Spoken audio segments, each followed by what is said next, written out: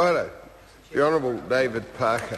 Thank you, Mr Chairman. I rise to take a call in respect of the committee stage of the Tariff New Zealand, Hong Kong, China Closest Economic Partnership Agreement Amendment Bill. As prior speakers have said, the Labour Party supports this bill.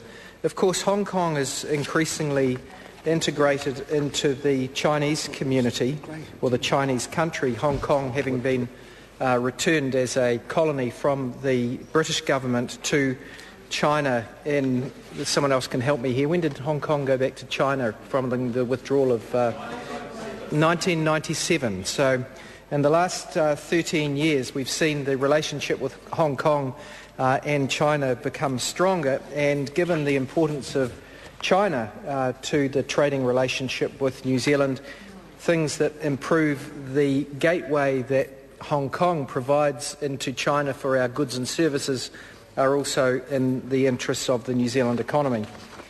The closer economic partnership agreement that we have here is another example of bilateral deals which are in the interests of New Zealand, notwithstanding the fact that New Zealand believes in multilateral agreements under the framework of the World Trade Organisation as being perhaps the more ambitious and desirable outcome of international trade talks. But given that the Doha round of the WTO seems to have stalled, or is at least at serious risk of stalling, the importance of bilateral agreements heightens as a replacement for multilateral agreements. So although multilateral agreements would be better, bilateral agreements have to do if the world can't come to some agreement under the World Trade under the WTO talks.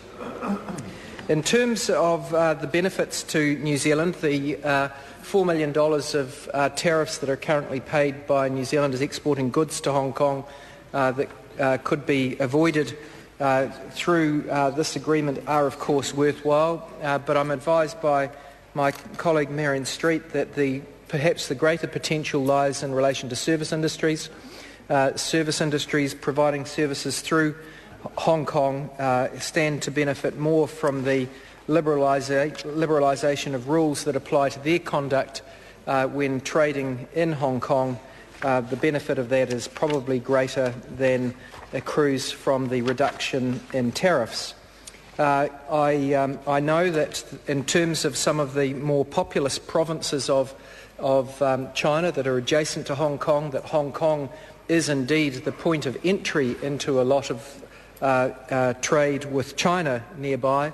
The increasing integration of Hong Kong and China in their commercial affairs means that if we're to have closer economic relations with China, truly one of the world's superpowers now, facilitating that through the linkages that we have through Hong Kong also seems to be a very good idea. I'm already on record that, of course, the most significant new free trade agreement that New Zealand has entered into in decades, really, is the free trade agreement with China, which was negotiated by Phil Goff when he was the relevant minister under the last Labour government. And the statistics in respect of the outcome of the Chinese free trade agreement show what the economic potential can be for a country like New Zealand to improve our economy with the free trade agreement. Trade with China has boomed and the profitability of that trade has increased as a consequence of the reductions in tariffs that New Zealand exporters to China have benefited from as a consequence of the free trade agreement with China. I think the Hong Kong agreement will bring similar benefit, albeit of a scale that is far, far smaller, given that the relative size of the Hong Kong economy compared with the Chinese economy. Nonetheless, Hong Kong, it's not a small destination for goods. It's our 10th largest export market, with $783 million in the 2009-2010 year. It's the world's second largest services economy, and acts as a hub for the provision of services in the region and adjacent to Hong Kong, not just in respect of Hong Kong itself.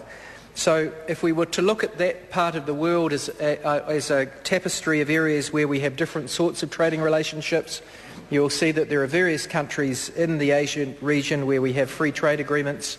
There are other countries where we have more restrictive trade arrangements. The tapestry of... Honourable Marion Street.